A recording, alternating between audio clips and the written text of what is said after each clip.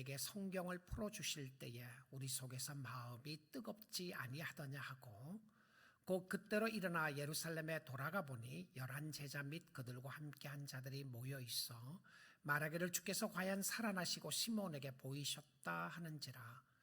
두 사람도 길에서 된 일과 예수께서 떡을 떼심으로 자기들에게 알려지신 것을 말하더라.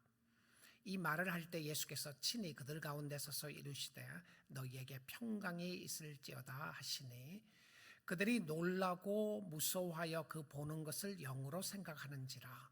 예수께서 이르시되 어찌하여 두려워하며 어찌하여 마음에 의심이 일어나느냐. 내 손과 발을 보고 나인 줄 알아. 또 나를 만져보라. 영은 살과 뼈가 없으되 너희 보는 바와 같이 나는 있느니라. 이 말씀을 하시고 손과 발을 보이시나 그들이 너무 기쁨으로 아직도 믿지 못하고 놀랍게 여길 때에 이르시되 여기 무슨 먹을 것이 있느냐 하시니, 이에 구운 생선 한 토막을 드리니 받으사 그 앞에서 잡수시더라. 아멘. 하나님의 말씀이었습니다. 오늘 말씀을 듣고 계시는 우리 사랑하는 교우들, 또 하나님의 백성들의 심령 가운데 주님이 주시는 샬롬이 있기를 원합니다. 마음의 평강이 있기를 원합니다. 정말 우리가 이와 같은 때에 사모하는 것이 마음의 평강 아니겠습니까? 누가복음 24장에 보게 되면 예수의 부활을 목격한 세 그룹의 사람들이 나오게 됩니다. 첫 번째는 부활절 새벽, 그러니까 주일 아침 일찍 무덤에 갔던 여인들의 모습이 나오고요. 그 다음에는 지난 시간에 보았던 엠마오로 가는 두 제자에 관한 이야기가 나오고, 그리고 세 번째는 오늘 보는 예수님의 11 제자들이 모여있는 모습 가운데 이 사건을 기록해주고 있습니다. 오늘 이 말씀을 보게 되면 그들에게 나타나는 공통된 점이 있게 되는데요, 모두 다 예수를 한때는 사랑했던 사람들이었고 예수와 가까이 있었던 사람들이었는데, 이들은 전부 다 예수님의 죽음 때문에 큰 슬픔에 빠져 있었습니다. 예수님의 죽음을 이해하지 못하고 알지를 못했기 때문에 슬퍼하고 있었는데, 여인들은 근심했다라고 하는 표현을 쓰게 되고요, 엠마오로 가던 두 제자들에게는 슬픈 빛을 띠고 있었다라는 표현을 하게 되고, 예수님의 제자들은 무서워하고 두려워했다라고 하는 표현을 쓰게 됩니다. 그런데 이들 전부 다 부활하신 예수 그리스도를 만남으로 말미암아 슬픔이 변하여 기쁨이 되는 은혜를 체험하게 되었습니다. 여인들은 기쁨이 충만했다라고 기록하고 있고요, 엠마오로 가는 제자들의 마음속에는 가슴에 불이 붙었다라고 이야기를 하고, 오늘 여기 나오는 11 제자들에게 있어서는 마음에 그리스도의 평강이 샬롬이 있었다라고 성경은 기록해주고 있습니다. 오늘 나오는 본문의 말씀이 예수님의 11 제자에게 찾아가셨던 모습이 기록되어 있는데, 이들도 예수님이 함께 하셨지만 예수님을 믿지 못하고 있는 모습을 보게 됩니다. 오늘 주의 성령께서 우리의 심령 가운데 예수님이 이곳에 함께 계시는 줄 믿습니다. 어떻게 아느냐고요? 두세 사람이 내 이름으로 모이는 곳에 내가 그들과 함께 있겠다고 약속하셨던 성경 말씀이 있습니다.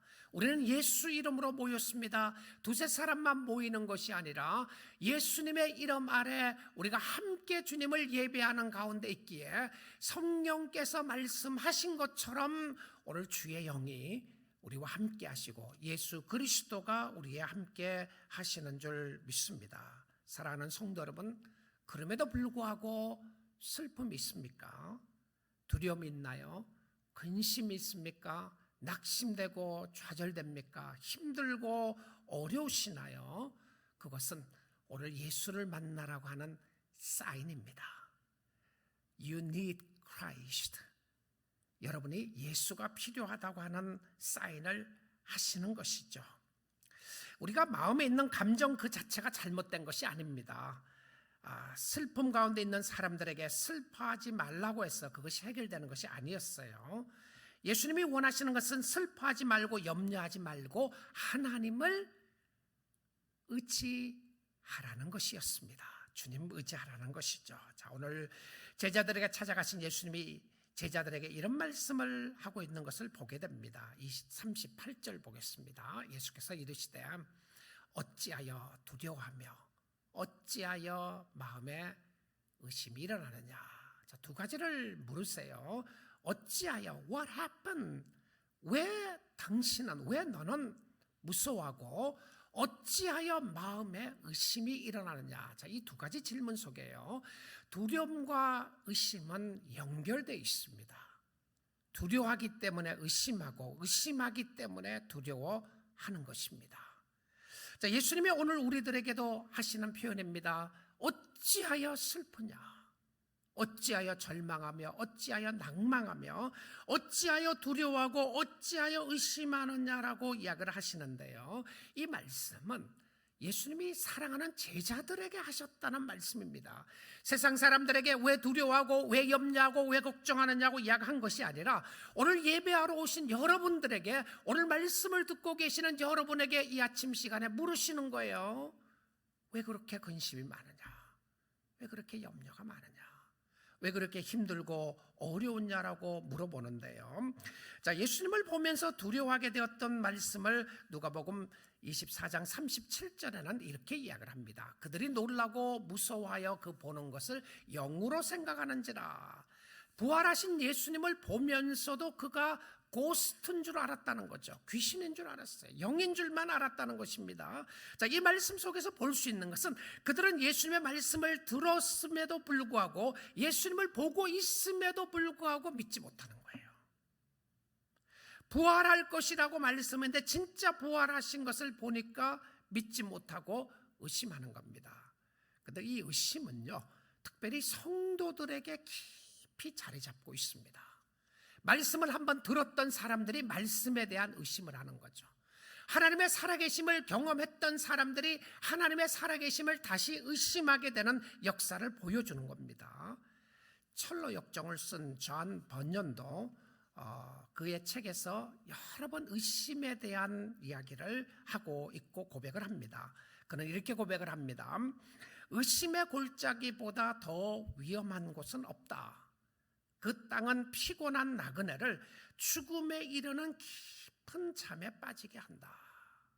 지치고 힘들고 어려웠을 때에 거기에 그냥 빠져들게 만드는 것이 무엇이었냐면, 함정에 빠지듯이 만드는 것이 신앙생활에 있어서 의심이라는 거예요. 하나님이 진짜 함께 하시는가? 하나님이 나를 사랑하시는가? 하나님이 사랑하신다면 왜 이런 일들이 나에게 있는가? 이 의심이죠. 자꾸 의심이 생기는 거예요. 한 사람이 전도 여행을 할 때 갑작스레 마음에 크나큰 실망이 생겼다. 그로 인해 그는 많은 어려움을 당했고 참으로 혼란하고 고통스러운 세상으로 떨어진 것 같았다. 그는 하나님께서 이미 자신을 버렸다라고 느꼈다. 여러분 보십시오. 의심의 문제가 단순히 감정적인 문제가 아니에요. 머리로부터 의심을 하게 되고요, 의심으로 머리로부터 의심했던 것이 마음을 치고 들어옵니다. 마음을 치고 들어오니까 어떤 모습이 일어났냐면 진짜 그것이 믿어지는 거예요. 하나님이 혹시 나를 버리신 것이 아닌가 의심이 들면 그 의심의 함정 속에 빠져들게 됐다가 하나님이 나를 버리신 거야 결론을 내린다는 거예요. 하나님은 진짜 살아계신 하나님인가? 정말 나와 함께 하신 하나님인가? 구원은 확신한가? 이런 여러 가지 의심을 하게 되면 크게 두 가지 근거를 두고 의심을 하게 됩니다. 첫째는 우리의 생각입니다. 우리의 마음속에 두려움이 생기고요, 우리의 마음속에 의심이 생기는 것이 첫째는 머리로부터 시작합니다. 내 생각에, 내 경험에 비추어 보면, 그러니까 우리는 이 생각의 틀을 바꾸는 것이 정말 성령의 역사가 필요한데요, 이 생각의 틀은 지금까지 내가 배웠던 경험과 내가 알고 있던 지식에 기초를 하고 있다는 것을 보게 됩니다. 자, 그래서 여러분이 인생을 살면서 인생은 이렇게 사는 거야, 인생을 이렇게 사는 건 잘못 사는 거야, 행복하게 사는 것은 이 길을 따라야 되는 것이야, 여러분 어떤 그 생각에 꽉 사로잡혀 있으면 그것이 세상을 통하여, 경험을 통하여, 또한 지식을 통해서 오게 됐을 겁니다. 근데 그 머리에 생각하고 있는 것이에요, 이게 안 맡겨집니다. 잘 안 바뀌어져요. 그래서 나이가 들면 들수록 생각의 고정관념이 바뀌어지지 않는 이유가 왜 그러냐면 여러분이 그 생각을 100% 믿고 있기 때문에 그렇습니다. 그런데 이 성령의 역사라고 하는 것은요, 성령의 역사가 나타났을 때 내 생각이 틀렸다라고 하는 것을 확 분별해주고요, 우리의 심령 속에, 우리의 머릿속에 생각을 바꿔줄 수 있는 것은 하나님의 말씀에 근거한 성령의 역사가 있지 않고서는 일어나지 않아요. 여러분, 아무리 여러분이요 세상적으로 잘났고 똑똑하고 경험이 많고 여러분의 생각이 옳다고 할지라도 모든 부분에서 항상 옳을 수는 없습니다. 이 목사인 저도 제 생각이 항상 옳을 수 없어요. 저도 잘못 생각할 수 있고, 왜 그렇습니까? 죄의 영향력이 있는 거죠. 나의 아집과 고집이 있을 수가 있는 것입니다. 그래서 끊임없이 말씀으로 비춰보게 되고 말씀을 통해서 하나님이 주시는 생각이 무엇인가를 보게 되어야 한다는 것을 가르치고 있어요. 경험하고 체험하는 거 참 좋은 일인데요, 내 머리로 생각을 해서 이해가 되고 나서 믿으려고 하면 이해가 되지 않는 것이 너무 많아요. 그래서 믿음이 어리석게 보일 때가 있습니다. 너가 먼저 믿으면 기적이 나타날 것이라고 하는데 우리는 기적을 보여주면 믿겠다고 이렇게 고백하는 거죠. 그래서 우리의 생각이 옳고 성경의 생각이 틀렸다라는 생각을 끊임없이 우리가 가지게 되면서 의심의 문제가 일어나게 됩니다. 두 번째는요, 내 생각뿐만이 아니고 내 감정입니다. 내 감정인데 우리는 이 감정이 하나님이 주시는 은혜와 축복입니다. 슬퍼하고 기뻐하고 감사하고 찬양하고 하고 싶고 열정을 가지고 다 하나님이 주신 감정인데, 또한 이 감정이 우리로 하여금 하나님을 믿지 못하게 합니다. 의심하게 만들어요. 예수가 부활했다는 소식이 들었습니다. 그리고 예수님이 나타나셨어요. 막상 예수님이 나타나니까 다른 감정이 또 깃긴 한 거예요. 자, 우리의 마음속에 내가 주님을 사랑하고 주님을 섬긴다는 고백과 함께 기쁨의 고백이 오는가 하면 어느 날 갑자기 내 마음속을 치고 들어오는 의심의 고백이 있게 됩니다. 그리고 의심의 감정이 생기게 돼요. 자, 그렇게 의심의 감정이 생기게 되면 그 의심의 감정을 다스리지 않으면 거기에 휩쓸려 가기가 쉽습니다. 안 믿어진다는 거예요. 그리고 안 믿어지는 것이 어떻게 생각하냐면 우리의 감정 속으로 안 믿고 싶지 않고 하고 싶지 않는 거예요. I don't feel like doing it. I don't want to do it. 오늘 예배 드리고 싶지 않아요. 오늘 성경 읽고 싶지 않아요. 오늘 기도하고 싶지 않아요. 자, 여러분 그 표현을 쓰는 순간 한번 보세요. I don't feel like it. 내가 하고 싶지 않는 거예요. 자, 근데 가끔 저는 이런 생각을 해보게 됩니다. 여러분, 우리가 살아가면서 예수 믿는 사람들도 또 믿지 않는 사람이나 마찬가지겠지만 우리도 참 감정에 매우 충실합니다. 근데 그 감정에 충실하는 것이 꼭 좋은 의미가 아니라 좀 안 좋은 의미도 본다면요, 감정에 충실하는 것이 내가 나 자신에게 충실하는 것으로 착각하기가 쉬워요. 근데 성경은요, 여러분의 감정에 충실하는 것이 솔직하다고 이야기를 하지 않고 있다는 겁니다. 내가 예배드리기 싫으니까 내 감정이에요. 내가 기도하기 싫어요. 내가 사랑하기 싫어요. I can't love that person. I don't want to forgive that person. 어떻게 저 사람을 용서를 해줘? 용서해 줄 수 없는 사람이야. 감정이 킥긴 하기 시작한 거예요. 내 마음속에 탁 사로잡기 시작하면, 그러면 우리는 감정에 매우 충실한 사람이어서 하고 싶지 않아요. 그런데 여러분, 회사 가시거나 또 사업을 하시는 분들이 아침에 일어나시면서, 또 이제 물론 리타이어 하신 분도 계시는데요, 아침에 일어나셔서 정말 나는 회사 가는 게 너무 좋고 아침에 일찍 일어나서 회사 가는 것, 사업 가는 너무 좋다, 그런 사람 아마 별로 없을 거라는 생각이 듭니다. 일어나면 몸이 찌뿌둥하고 가기가 싫고 안 갔으면 좋겠다, 오늘 하루 쉬면 어떻게 얼마나 좋을까, 그런 생각에 사로잡힐 때가 잠깐 있는데 그 생각에 의해서 움직여지는 사람은 별로 없습니다. 대부분 다 그 생각을 떨쳐버리고 일어나서 회사를 갑니다. 근데 놀랍게도 우리가 영적인 일에 있어서는 매우 감정에 충실할 수가 있어요. 하기 싫으니까 안 하고, 저 사람 사랑할 수 없어요. 저 사람 용서할 수 없어요. 나 교회 가고 싶지 않아요. 나 예배 드리고 싶지 않아요. 오늘을 예배 드릴 마음이 하나도 없어요. 가기는 갈게요. 그런데 내 마음은 딴 곳에 있어요. 여러분, 그것이 감정에 충실한 것이 좋은 것이 아니었습니다. 여러분의 마음을 쳐서 복종시켜서 감정을 다스려서 하나님을 바라보십시오. 자, 감정에 충실한 것이 내가 주의 뜻에 순종하는 것이 아니라 주의 뜻에 순종하고 나아가면 감정이 따라올 때가 있습니다. 오늘 두려워하시나요? 오늘 힘들고 어려운 부분이 있으시나요? 여러분의 감정이에요. 그럼에도 불구하고 하나님을 바라보고 하나님을 의지할 수 있는 것이 하나님이 주신 말씀의 축복이었던 것을 보게 됩니다. 자, 예수님을 사랑하는 제자들에게 예수님이 찾아갔습니다. 그리고 두려움 가운데 있는 제자들에게 찾아가셔서 예수님은 이 제자들에게 특별히 자기에 대해서 잘 이해하지 못하고 잘 알지 못하고 어렵고 힘들게 하는 사람들에게 대해서는 늘 컴패셔널 하셨습니다. 긍휼히 여기시고 불쌍히 여기셨어요. 그리고 그들을 도우려고 그랬습니다. 그런데 예수님은 누구에 대해서 헐시하셨냐면, 강력하게 이야기했냐면, 마음에 예수를 두기를 싫어하고 하나님 두기를 싫어하고 하나님과 함께하지 않는 사람들에 대해서는 강력하게 경고하셨지만, 하나님을 사랑하고 하나님을 섬기려고 하는데 좌절되고 낙심되고 힘들고 어려워하는 사람들을 찾아가셔서 늘 불쌍히 여기시고 그들을 도와주시기를 원하셨어요. 자, 예수님이 이 제자들에게 찾아가셔서 36절에 이런 말씀을 가장 먼저 제자들에게 하십니다. 이 말을 할 때 예수께서 친히 그들 가운데 서서 이르시되 너희에게 평강이 있을지어다. 샬롬입니다. 너희에게 샬롬이 있을지어다 하시니, 자, 이 샬롬이 바로 예수님이 주시고 싶어 하셨던 부분이었는데요. 제자들은 두려워했습니다. 예수님은 그 근본적인 문제를 해결하는 길은 예수님의 임재라고 하는 사실을 알게 되었어요. 두려우니까 의심도 생겼습니다. 그런데 이 의심의 문제나 두려운 문제 해결은 주님이 함께 할 때에 해결할 수 있다는 것을 알았어요.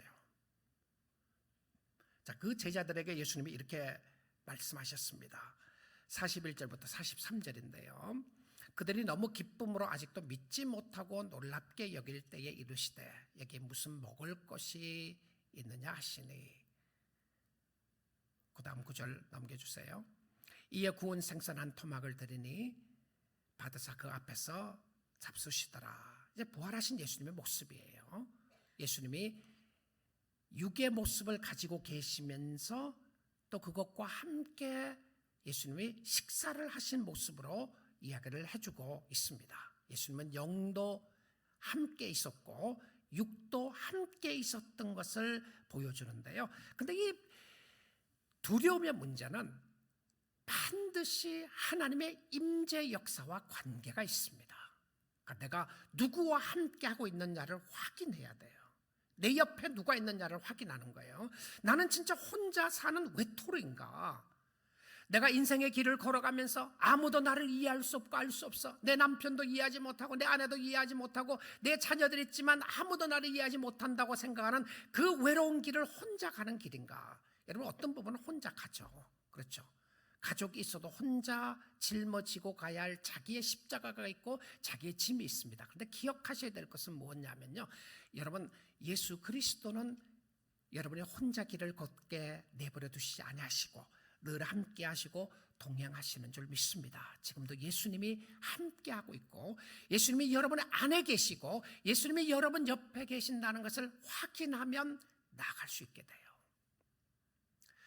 우리는 여러 가지 세상적인 두려움이 있습니다. 아마 요즘 같은 경우에는 바이러스에 대한 두려움도 있겠지만 미래에 대한 두려움도 있죠. 또 오래 산다고 하니까 두려움도 있고요.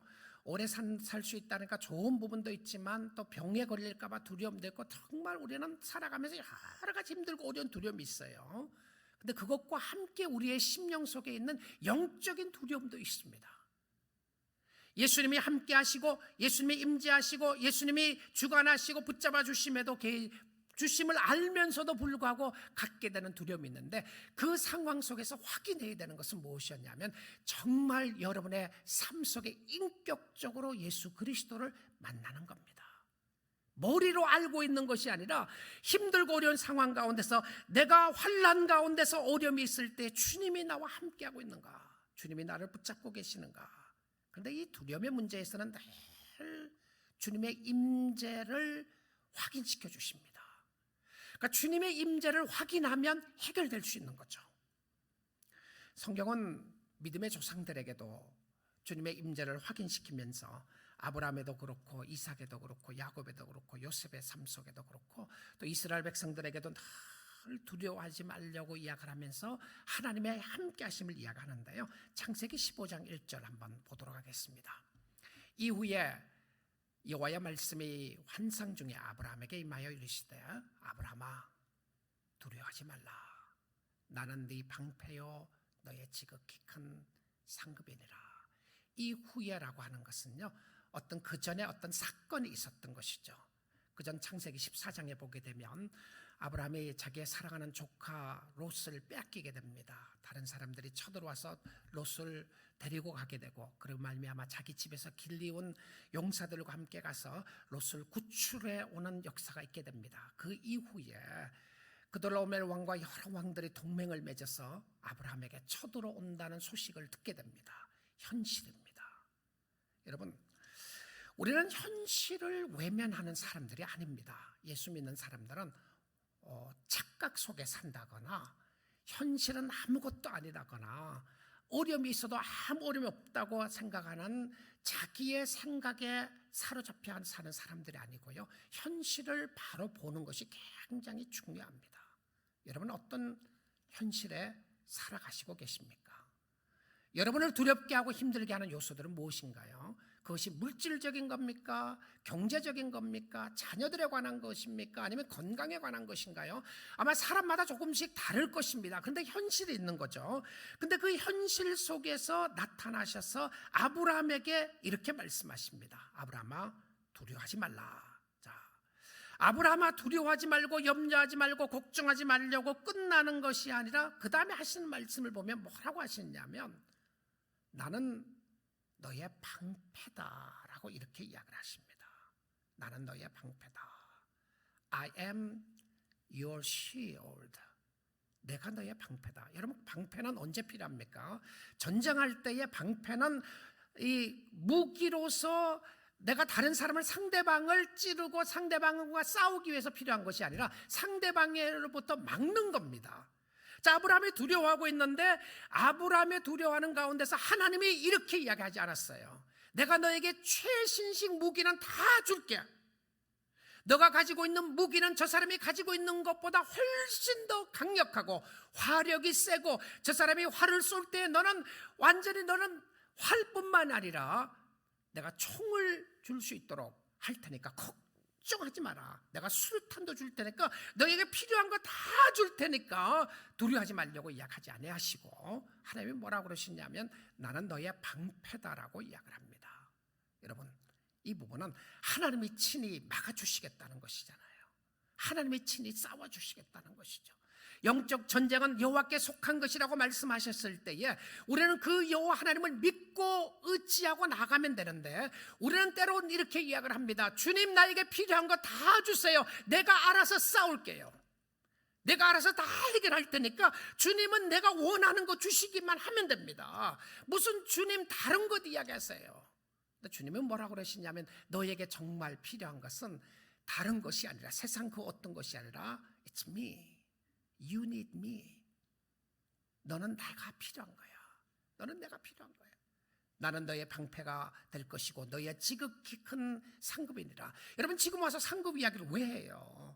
지금 전쟁하려고 하는 상황 속에서 상급 이야기를 왜 합니까? 이것은 내가 너의 승리자가 될 것이라고 하는 하나님의 약속이었던 겁니다. 하나님이 친히 방패가 되시고 상급이 되어주신다는 거예요. 오늘날도 사랑하는 제자들에게, 사랑하는 자녀들에게 하나님이 친히 막아주시고 하나님이 친히 보호해주시고 인도하시고 축복해 주실 줄 믿습니다. 우리는 믿음으로 그 주님을 의지하고 신뢰하고 나아가는 것이죠.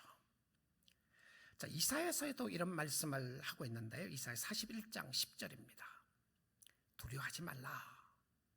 그리고 또 주님이 같은 명령에서 이야기하시죠. 내가 너와 함께 함이라. 여러분, 오늘 머리로 알고 있었던 것을 가슴으로 알고 믿음으로 바라볼 수 있기를 원합니다.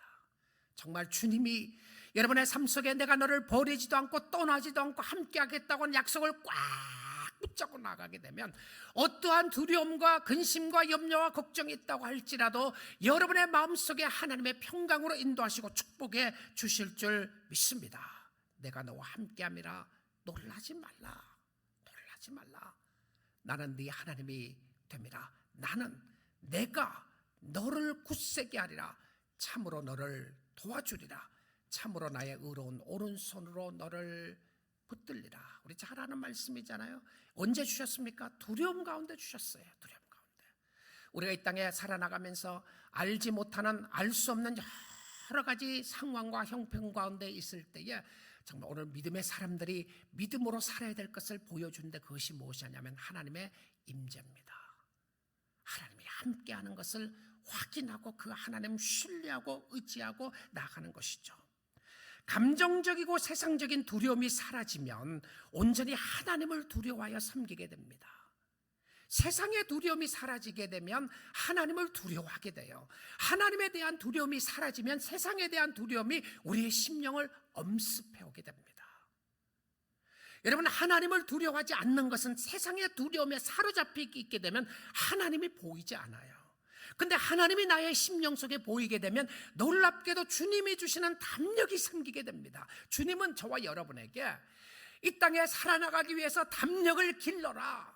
담력을 기르기 위해서는 이런 운동을 하고 저런 것을 하고 저런 방법으로 살라고 이야기하시지 아니하시고, 너에게 담력이 필요하고 너에게 두려움을 해결할 수 있는 것은 너의 심령 속에 내가 함께하고 있다는 것을 확인하는 것이라고 이야기하는 거예요. 사랑하는 성도 여러분, 주님이 여러분을 떠나지 않고 함께 하시는 것처럼 그 주님 꼭 붙잡고 주님을 섬길 수 있기를 주님의 이름으로 축복드립니다. 자, 그 다음에 이제 의심의 문제를 이야기를 하는데요. 부활하신 예수님의 제자들은 두려움의 문제만 아니라 의심의 문제도 가지고 있게 되었는데 예수님은 그 의심의 문제를 외면하지 않았습니다. 그리고 그들을 꾸짖지 아니하시고 찾아오셨어요. 그리고는 이렇게 이야기를 하십니다. 39절과 40절을 봅니다. 내 손과 내 발을 보고, 자, 보라고 그랬어요. 무엇을 보라고 그랬나요? 손과 발을 보라. 무슨 의미인지 아시겠죠? 손에 무엇이 있었습니까? 못자국이 있었고요. 발에 못자국이 있었어요. 그리고는 영은 살과 뼈가 없으되 너희 보는 바와 같이 나는 있느니라. 이 말씀을 하시고 손과 발을 보이시나. 40절이에요. 손과 발을 보여주셨어요. 자, 예수님이 그들에게 손과 발을 보이신 이유가 무엇이겠습니까? 엠마오로 가는 두 제자들에게 예수님의 형상으로 모습을 깨닫게 해주셨던 때가 성찬을 뗄 때라고 그랬고요. 그리고 길거리 오면서 예수님이 성경을 가르치시고 성경 공부를 하는 순간에 그들의 가슴이 뜨거워졌다고 그랬어요. 그들의 가슴이 뜨거워지고 그랬음에도 불구하고 예수님이 함께 하시고 말씀하셨음에도 불구하고 예수님을 알아보지 못했어요. 근데 성찬을 통해서 예수가 알아보는 순간 예수님은 그곳을 떠나셨다고 우리는 지난 시간에 보았습니다. 그런데 예수님의 11제자에게 찾아와서는 왜 손가락을 보이시고 손을 보이시고 발을 보이셨는가? 그리고 믿으라고 말했는가? 여러분, 예수님의 상처입니다. 예수님의 상처. 여러분, 누가 상처를 보여주고 싶어 하나요? 우리는 상처는 다 숨기고 싶어 합니다. 마음의 상처도 숨기고 싶고요. 또한 육체적인 상처도 옷을 잘 입음으로 숨기려고 그럽니다. 근데 숨기지 못하는 상처가 있을 수 있죠.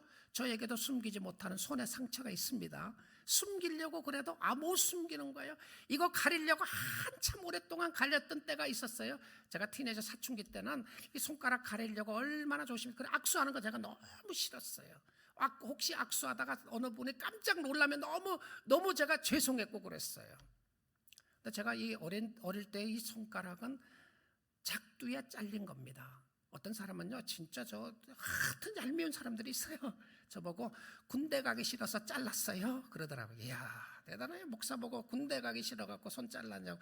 누가 군대 가기 싫어서 손 자르겠어요. 제가 국민학교 2학년 때에 어릴 때에 작두에 잘렸습니다. 근데 저는요, 이 작두에 잘린 손을 생각을 하면 제 그 배경을 생각하게 됩니다. 너 어디서 왔는지 아느냐? 너 어디서 왔는지 아느냐? 그래서 저는 진짜 시골, 깡촌 시골 출신입니다. 근데 미국 와서 하나님의 은혜로 여기까지 지금 목회하고 여러분 앞에 서 있는데요, 너 별 볼 일 없었던 사람이야. 이거 깨닫는데 한참 걸렸어요. 아, 하나님이 이것 때문에 나에게 이 상처를 주셨구나, 이런 생각을 합니다. 근데 요즘은 뭐 찬양할 때에 상관없습니다. 찬양하고 손 들고 찬양하고 하나님이 아신데, 근데 정말 오랫동안 제가 이 손을 가리고 싶었어요.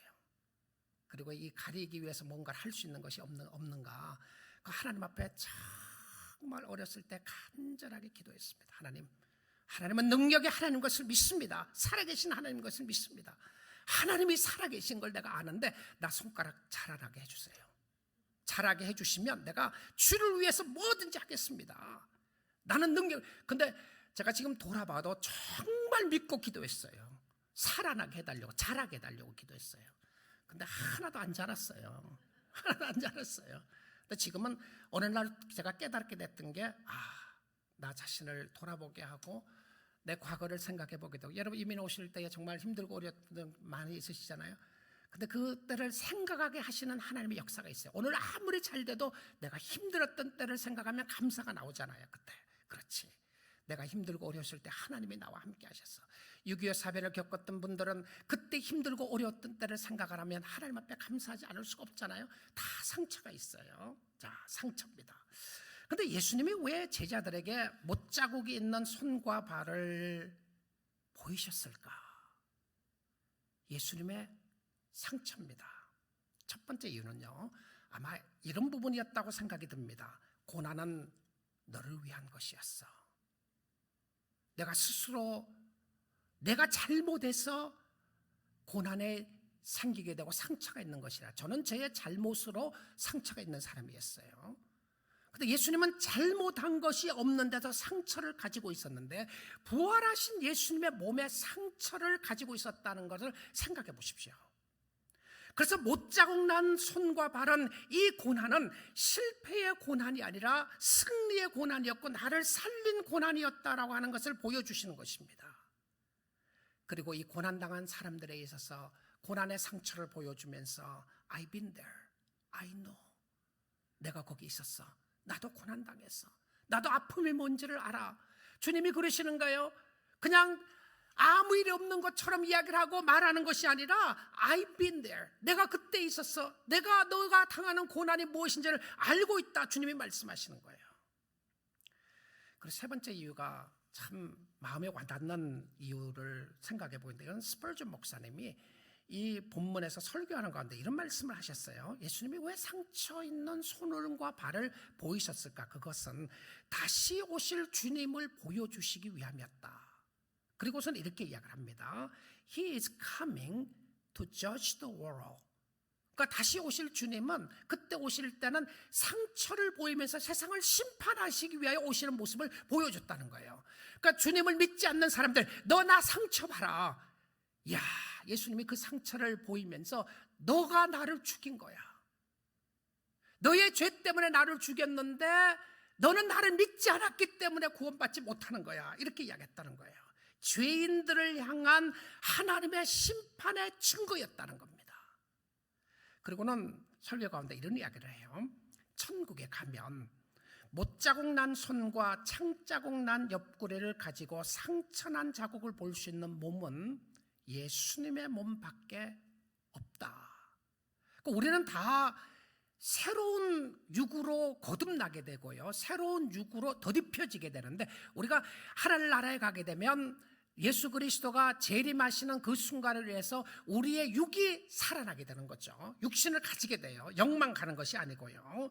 그런데 상처를 그대로 가지고 있는 몸은 예수님의 몸밖에 없다 그래요.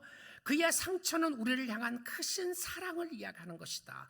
죽기까지 우리를 사랑하신 증거이다.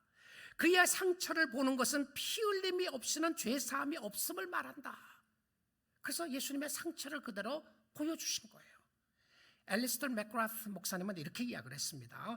상처를 가지고 계시는 하나님은 우리 하나님밖에 없다. 여러분 생각해 보십시오. 신들 중에서 다 물론 잡신들이죠. 신들 중에서 신이 상처 가지고 있는 신이 있나요? 인간에 의해서 돌 맞은 신이 있습니까? 그러면 그 신이 진짜 인간보다 힘이 있다고 하니까 믿는 거 아니겠어요? 그러면 그 신 인간 가만두겠어요? 그렇지 않아요? 그런데 천지를 창조하신 하나님이 인간에 의해서 입었던 상처를 그대로 가지고 있다. 와, 상처 입은 하나님, 상처 가지고 계시는 하나님, wounded God, scar를 가지고 있는, 상처를 가지고 있는 하나님. 근데 그 상처가 우리를 치유하시는 하나님의 은혜였고 역사였음을 보여주고 있습니다. 사랑하는 성도 여러분, 오늘 이 말씀을 들으면서 우리 중에서 이렇게 말씀하실 분이 있을지 모르겠어요. 나도 못자국난 예수님의 손을 보면, 나도 못자국난 예수님의 발을 보면 믿겠다고 하는 사람들이 있을 수가 있습니다. 어떻게 하죠? 제가 보여드릴 수가 없습니다. 어떻게 해요? 볼 수가 없는데 실망하셨나요? 여러분, 여기에 있는 많은 사람들이 직접 예수님을 보지 않고도 믿는데 그 사람들은 어떻게 믿을 수가 있었습니까? 오늘 여기 본문에서 답을 주십니다. 예수님이 12 제자들과 함께 또한 엠마오 제자로 가는 제자들에게도 직접 보여주셨는데, 근데 여기서 끝나는 것이 아니었습니다. 그러면 중요한 것을 놓치기가 쉬워요. 예수님이 성경을 통해서 그것을 증명시키셨다는 것을 아셔야 합니다. 성경을 통하여 확인시켜 주시고 예수님의 죽으심과 부활하심과 그리고 승천하신 이후에 예수를 믿는 우리에게 이 의심의 문제를 해결하는 가장 중요한 요소는 하나님의 말씀을 붙잡는 것이었습니다. 말씀 붙잡으면 확인이 되는 거예요. 말씀대로 행하면 은혜의 역사가 일어나게 되는 것을 보여주고 있습니다. 어디에 나오죠? 24장 45절입니다. 이에 그들의 마음을 열어 성경을 깨닫게 하시고, 이에 그들의 마음을 열어서 성경을 깨닫게 하셨다. 여러분, 예수님의 못자국 난 손 보고 못자국 난 발 보고 믿었다고 돼 있지 않아요. 누가요? 예수님의 제자들도. 예수님이 나타나서 보여주셨는데 보여주신 데는 의미를 제가 설명했던 거고요. 근데 못자국 난 것을 보고 또 발에 못자국을 보고 예수를 믿었다고 돼 있지 않고 뭐라고 그러냐면 이에 그들의 마음을 열어 성경을 깨닫게 하셨다. 정말 놀라운 말씀인 것은요, 우리에게 소망을 주는 말씀입니다. 2000년 전에 예수를 내가 직접 받들어 믿었을 텐데 아니었어요. 오늘 하나님의 말씀으로 우리의 마음을 열어서 성경을 깨닫게 하시면 예수가 믿어지는 거예요. 예수가 함께하는 것이 믿어지게 되고요, 말씀 붙잡고 나가면 성령께서 우리의 마음을 확 열어주시는 것이 믿어지는데, 내가 의심하고 있었는데 하나님이 살아계신 것이 보여지기 시작하는 겁니다. 내가 의심하고 좌절하고 절망하고 있었는데 예수 그리스도의 은혜로 말미암아 마음의 평강이 일어나기 시작하는 거예요. 주님이 살아계십니다. 주님 때문에 그렇습니다.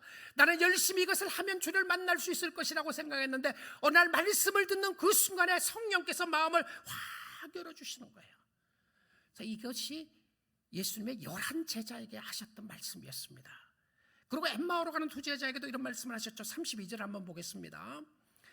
32절에 그들이 서로 말하되 길에서 우리에게 말씀하시고 우리에게 성경을 풀어주실 때에 우리 속에서 마음이 뜨겁지 아니하더냐. 성경을 풀어주셨을 때에 가슴이 뜨거운 역사가 있었고요, 마음을 열어서 말씀을 깨닫게 해주실 때에 성령의 역사로 말미암아 하나님을 의지하고 바라보는 역사가 있었던 것을 보게 됩니다. 우리 사랑하는 성도 여러분, 그래서 여러분 하나님의 말씀을 대하실 때요, 하나님의 말씀을 들을 때에 하나님께서 성령의 역사로 여러분의 마음을 열어달라고 기도하세요. 마음을 열어주셔야 깨달을 수 있게 되고요, 마음을 열어주셔야 확인할 수가 있습니다. 주님이 여기 함께하고 있다는 것을 확인하게 되면 성령의 역사로 말미암아 뜨거운 은혜를 체험할 수 있게 돼요. 자, 그러면 오늘 우리는 저와 여러분을 어떻게 살아야 해요? 두려워하고 의심을 품고 있는 제자들에게 주님이 찾아가셨어. 그리고는 자신의 임재와 하나님의 말씀으로 회복시켜 주셨는데요. 오늘도 부활하신 예수님이 성령으로서 우리와 함께 계심으로 말미암아 우리를 회복해 주시기를 원합니다. 우리의 가슴을 어루만져 주시기를 기도합니다. 여러분의 상처를 싸매 주시기를 원하고요. 여러분과 함께 하시고 여러분의 있는 의심을 떨쳐버리고 소망을 갖기를 원합니다. 두려움을 해결하고 주님이 주시는 평강으로 채워지기를 원하는데, 그러기 위하여 말씀과 가까이 하십시오. 하나님의 말씀을 가까이 하십시오. 시간을 정해놓고 성경을 읽으세요. 교회에 와서 말씀을 들을 때에 좋은 말, 내가 듣고 싶은 말 들으려고 하지 마시고요. 하나님, 오늘도 내가 마음을 열고 주님의 말씀을 듣기를 원합니다. 나의 마음속에 깨닫게 해주세요. 여러분, 교회 생활 오랫동안 했던 것이 연수가 자랑이 아니라 하나님의 말씀이 오늘 깨달아지는 것이 자랑이기를 원합니다. 주님이 여러분을 불쌍하게 해주시고 함께 해주시고 축복해 주시고 여러분의 마음속에 있는 의심의 이런 골짜기에서 깊은 늪에서 해결해 나오기를 원하고 하나님의 말씀으로 말미암아 일어나기를 원합니다. 말씀의 밧줄을 붙잡으십시오. 깊은 늪에 빠져 계시나요? 주님 의지하고 주님 붙잡는 것이 하나님의 말씀을 붙잡는 것인데요. 여러분에게는 예수님 때문에 어떤 상처가 있습니까? 사도 바울은 나의 몸에 예수의 흔적을 가지고 있다고 그랬어요.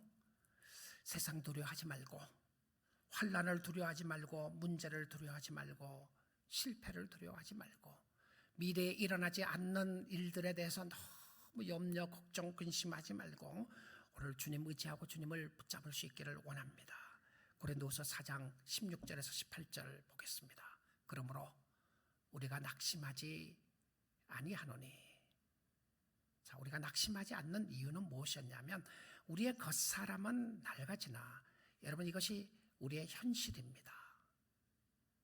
우리의 겉사람은 낡아집니다. 에이징에 관한 부분이죠. 여러분, 낡아지는 건 너무 절망하지 마시고요. 아픈 거 가지고 가셔야 될 부분들이 있는 거죠. 육신적으로 아픔이 있어요. 낡아져요. 그런데 우리가 낙심하는 이유는 우리의 겉사람이 새로워지기 때문에 낙심하지 않는 것이 아니라는 사실입니다. 좀 더 건강하게 살면, 좀 더 오래 살면, 좀 더 주름살을 줄일 수 있으면, 보톡스를 어떻게 맞아서 내 몸을 펼 수만 있다면, 그러면 나는 낙심하지 않고 이 땅을 살 수 있을 것이라고 생각하는 것이 아니라 우리의 겉사람은 낡아지게 되어 있습니다. 낡아지는데 우리가 낙심하지 않는 것은 겉사람이 새로워져서가 아니라 우리의 속사람이 날로 새로워지는도다. 속사람, 여러분의 영혼이 새롭게 되는 것을 인하여 기뻐하는 거예요. 주님, 내가 주님 앞에 한 걸음 더 나아갑니다. 어제보다 오늘 한 걸음 더 죽게 나가고 주님 앞에 가까이 가기를 원합니다. 우리의 마음이, 나의 마음이 새로워지는 것을 인하여 기뻐하며 감사합니다. 이 부분이죠. 자, 17절 보겠습니다. 우리가 잠시 받는 환난에 경한 것이 환난에 큰 것입니다. 그런데 잠시 받는 거예요. 이 땅에 사는 동안에 어려움이 있어요. 환난에 경한 것이 지극히 크고 영원한 영광에 중한 것을 우리에게 이루게 함이니. 무슨 의미냐면 우리가 환난 받는 것보다 앞으로 받을 영광이 너무 크다.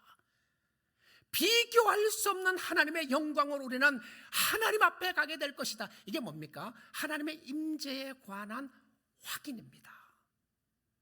주님이 함께 하시기에 환난에 있고 어려움이 있다고 할지라도 주님이 부어주실 영광이 너무 큰 것이니까. 18절입니다. 우리가 주목하는 것은, 우리가 바라보는 것은, 우리가 관심을 갖는 것은, 이런 표현이죠. 우리가 관심을 갖는 것은 보이는 것이 아니요 보이지 않는 것이니, 보이는 것은 잠깐이요 보이지 않는 것은 영원합니다. 사랑하는 성도 여러분, 우리 모두가 보이지 않는 영원한 것에 우리의 삶을 투자하면 좋겠습니다. 여러분의 인생을 보이는 것에 다 걸고 교만하고 좌절하고 낙심되고, 우리의 마음은 그런 마음이죠. 그렇습니다. 보이는 것입니다. 여러분 정말 예수를 믿으면서 보이지 않는 것에 인하여 예수 때문에 정말 보이지 않는 영생을 위해서 얼마나 준비하고 계십니까? 여러분의 삶에 얼마나 투자하시나요? 여러분의 영혼을 위해서 얼마나 투자하시나요? 사랑하는 성도 여러분, 영혼을 위해서 양식 먹으셔야 합니다. 주일날 한 번 먹고 또 그것도 쓰다고 뱉고 그러지 마시고요. 아멘으로 화답하시고 먹으세요. 기뻐하시고 감사하시고 주중에도요 하나님의 말씀으로 먹이시고, 그리고 주님을 바라볼 수 있기를 원합니다. 보이는 것은 잠깐이요 보이지 않는 것은 영원함인데 18절 보겠습니다. 18절 끝났죠? 네. 근데 이 부분에 있어서 찰스 스펄전 목사님이 고린도후서 4장 16절 18절의 본문에서 설교하면서 이렇게, 제가 설교 하나 잠깐 인용하겠습니다. 사랑하는 성도 여러분, 우리는 얼마 있지 않아 다 죽을 것입니다. 우리는 지금 건강하게 서로의 얼굴을 바라보고 있지만 언젠가 다른 사람이 관 속에 누워있는 우리의 창백한 얼굴을 바라볼 것입니다. 그때 누가 우리의 얼굴을 바라볼 것인가는 중요하지 않습니다. 그러나 우리가 이 땅에서의 사역을 어떻게 수행했느냐는 영원히 중요할 것입니다. 여러분의 영원한 실제에 지속적으로 익숙하다면 여러분의 무기력에서는 어떤 두려움도 없을 것입니다. 그러니까 이 영적 실체를 훈련해야 되는 것으로 생각을 한 거죠. 그러면 이 땅에서의 보이는 것의 무기력함 때문에 좌절하고 절망하고 의심에 빠지지 않는다는 것이죠. 그래서 오늘도 주님을 위하여 살아야 합니다. 여러분, 주님을 위하여 사셔야 합니다. 주님을 위하여. 그리고 주님의 평강이 우리 가운데 함께하기를 원하는데, 여러분 주님의 평강을 누리기 위해서 마지막 성경 구절 한 구절만 확인하고 말씀 맺도록 하겠습니다. 빌립보서 4장 6절 7절입니다. 아무것도 염려하지 말고 다만 모든 일에 기도와 간구로 너희 구할 것을 감사함으로 하나님께 아뢰라. 여러분, 이것은 생각 없이 살려는 것이 아닙니다. 이것은 다 괜찮을 것이라고 착각하며 사는 것이 아닙니다. 자기 자신의 생각을 아무 일이 없을 거예요. Everything will be okay. 제가 참 별로 좋아하지 않는 단어입니다. 미국 사람들 쓰는 거죠. Everything will be okay. 오케이 아닌데 말입니다. 나는 아파서 죽으려고 그러는데 Everything is okay. Everything is fine. Fine 아닌데 말입니다. 근데 성경 그거 이야기가 같지 않아요. 아무것도 염려하지 말려고 하는 이 부분 속에서는 우리가 적극적으로 대처해야 될 것이 있음을 이야기를 합니다. 우리의 환경과 상황은 염려할 수밖에 없고 걱정하고 두려워할 수밖에 없는 리얼리티, 현실에 살고 있는데, 그 현실에 살고 있는 저와 여러분에게 염려하지 말고 해야 될 것을 제시해주고 있어요. 그게 뭡니까? 기도입니다. 기도하라는 거예요. 여러분의 마음속에 두려움으로 쌓여있고 어렵고 힘드는 걸로 쌓여있을 때에 기도하십시오. 기도하라는 거예요.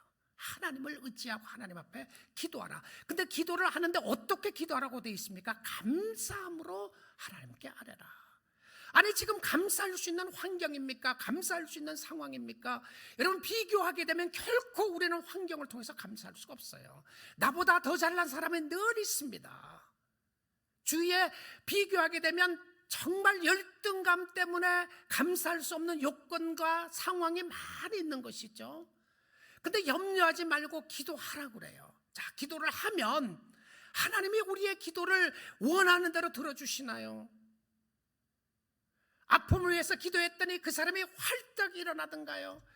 어떤 사람이 돈을 위해서 기도했더니 그 돈이 하늘에서 떨어지던가요? 그런 사람이 가끔 있을 수도 있습니다. 왜냐하면 하나님이 하신 일이니까요. 제가 하는 일이 아니라 하나님이 하신 일이니까. 그런데 그런 사람은 다른 사람에게 간증할 때도 조금은 조심해야 돼요.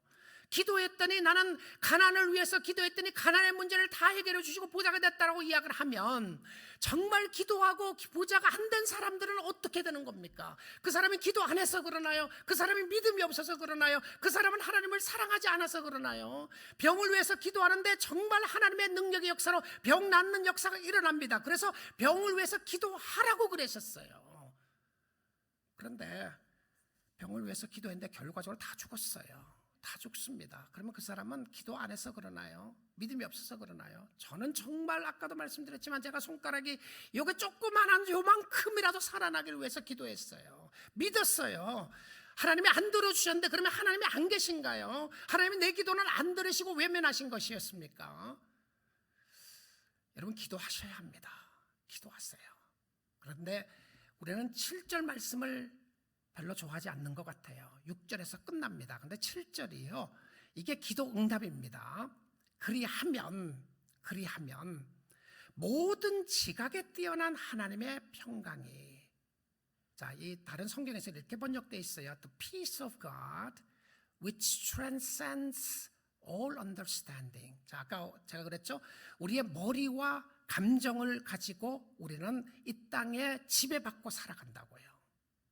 자, peace of God, 하나님의 평강이 which transcends all understanding, 여러분이 이해할 수 없고 상상할 수 없는 방법으로 하나님이 마음의 평강을 주시는데, 그 평강이 그리스도 예수 안에서 너희 마음과 무엇을요? 생각을 지키시리라. 놀라운 역사입니다. 놀라운 역사예요.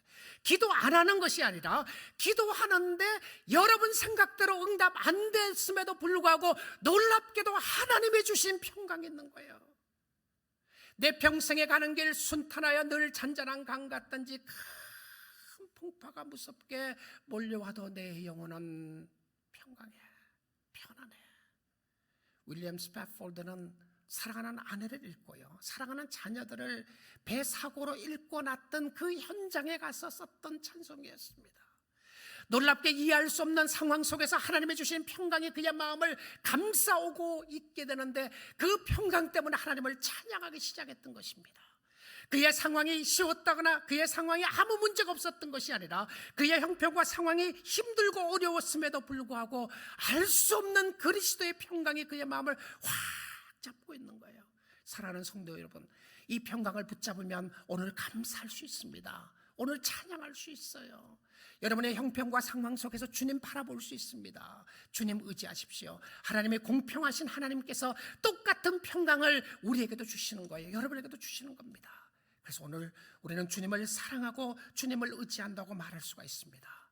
염려와 걱정과 근심과 여러 가지 힘들고 어려운 부분이 우리의 심령에 몰아쳐올 때에 살아계신 하나님을 의지하고 주님 신뢰하며 주 안에서 승리하며 주를 의지하는 주의 백성들이 다 될 수 있기를 주님의 이름으로 축복드립니다.